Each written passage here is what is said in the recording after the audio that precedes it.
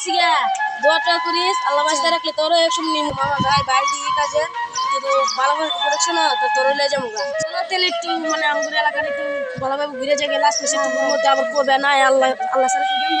ভাই না দোয়াটা করি যাইতেছি মামা অন্ত